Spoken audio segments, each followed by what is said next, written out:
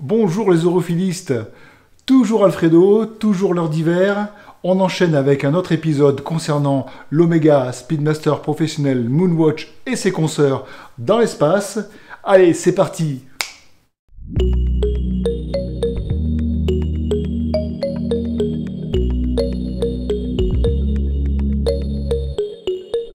Précédemment, nous avons vu que Ed White avait été celui qui, lors de la mission Gemini 4, avait fait faire une sortie officielle ainsi qu'une sortie extravéhiculaire à la star de ce sujet, j'ai nommé l'Omega Speedmaster, montre désormais certifiée par la NASA pour ses missions Gemini et Apollo.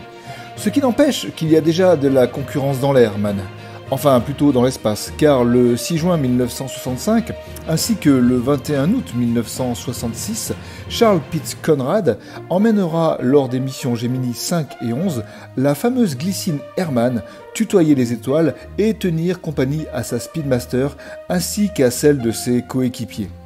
La glycine a l'avantage d'être une montre fonctionnant sur 24 heures et d'être GMT avec en plus une date, ce qui a une importance capitale en orbite de la Terre où le Soleil se lève et se couche 16 fois par jour. Au passage, la glycine Hermann est en même temps la première montre automatique dans l'espace.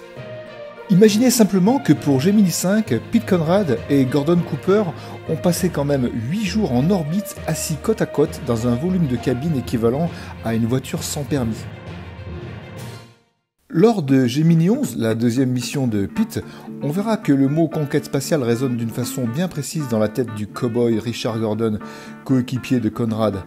Il enfourchera la capsule Gemini tel un Mustang indompté dans les plaines de l'Ouest américain.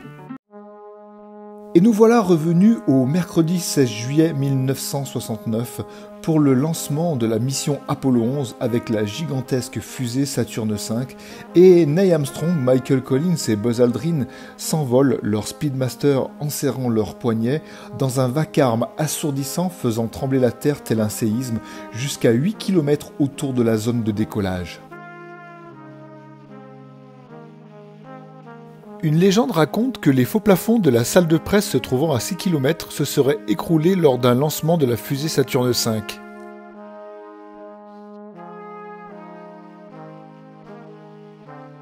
Avec 204 décibels, ce décollage est resté pendant longtemps le bruit d'origine humaine le plus intense jamais enregistré.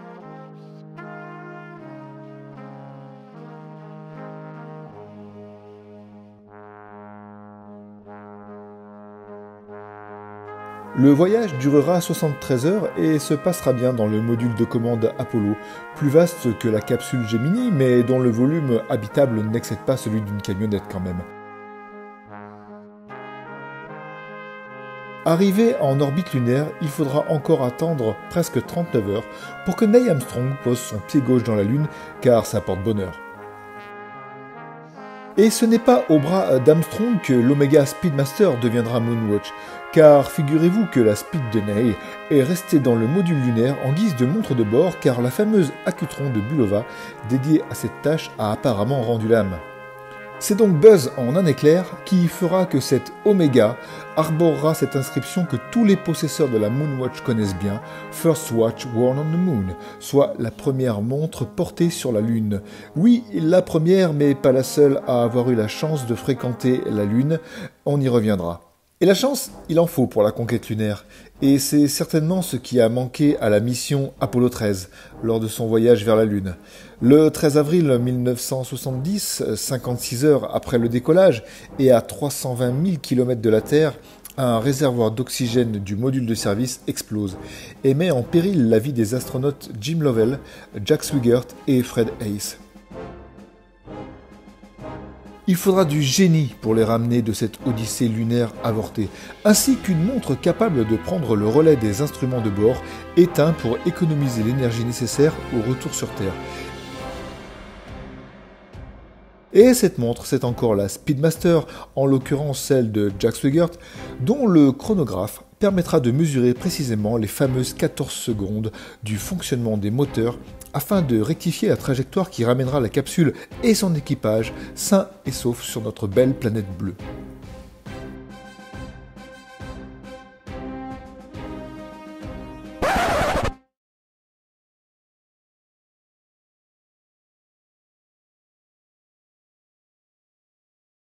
Il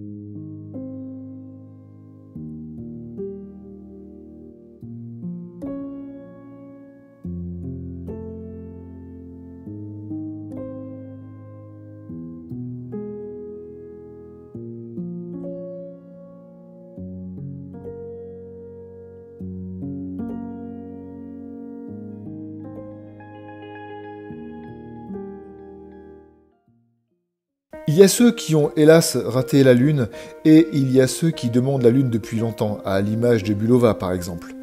Dave Scott est le commandant de Apollo 15, et comme c'est la règle, il autorise à l'équipage l'emport d'un certain nombre d'effets personnels. Pour cette mission, on retrouvera entre autres une montre Bulova ainsi que 400 enveloppes timbrées. C'est pour le coup très original comme effet personnel, non ?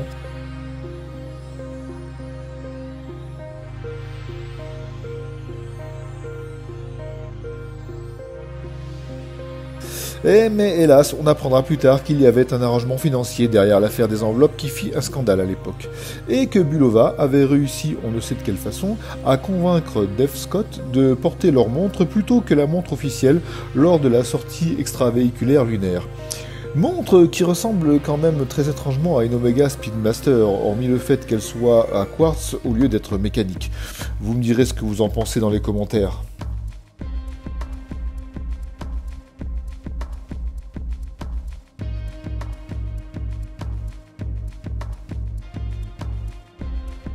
En 1973, alors que les budgets de la conquête spatiale ont été sévèrement réduits depuis quelques années par le Congrès américain, la NASA transforme un étage de la fusée Saturn V, qui envoyait les astronautes sur la Lune, en station spatiale en orbite terrestre à 435 km au-dessus de nos têtes.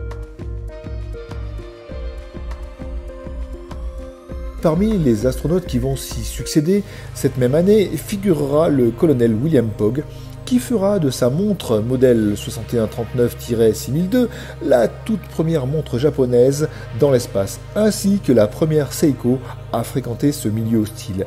Elle sera également la première montre chronographe automatique dans l'espace.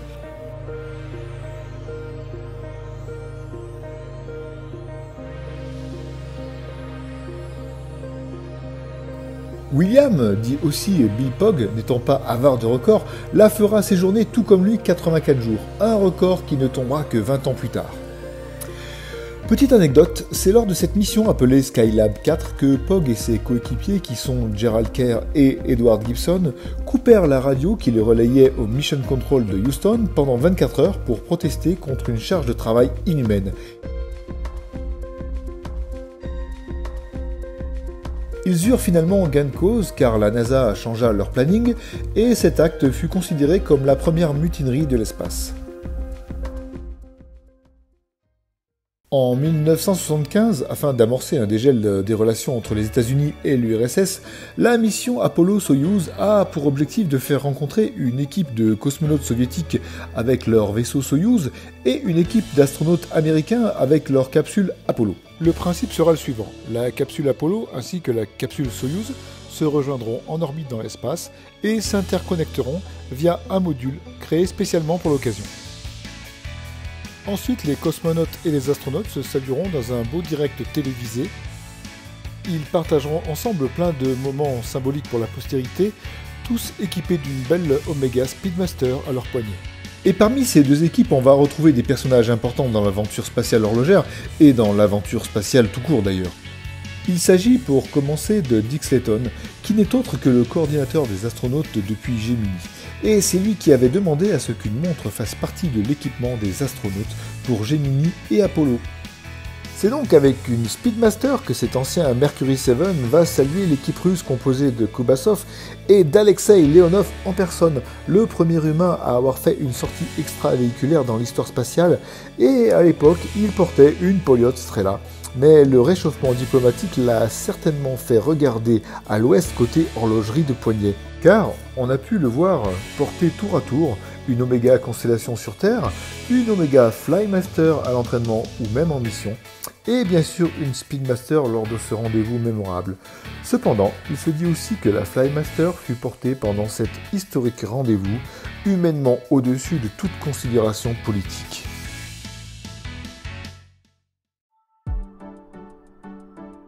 •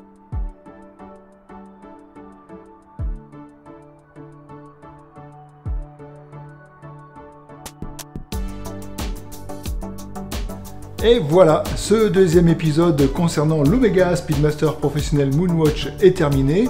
J'espère sincèrement que ça vous plaît. Si c'est le cas, la récompense, le sucre, c'est le pouce bleu.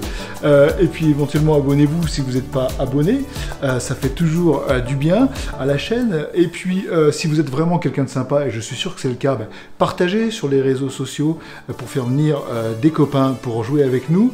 Et puis dites-moi ce que vous avez pensé de cet épisode ou de ce format dans les commentaires. Je les lis et je réponds. Et puis nous on se donne rendez-vous comme d'habitude pour une prochaine vidéo. À tantôt.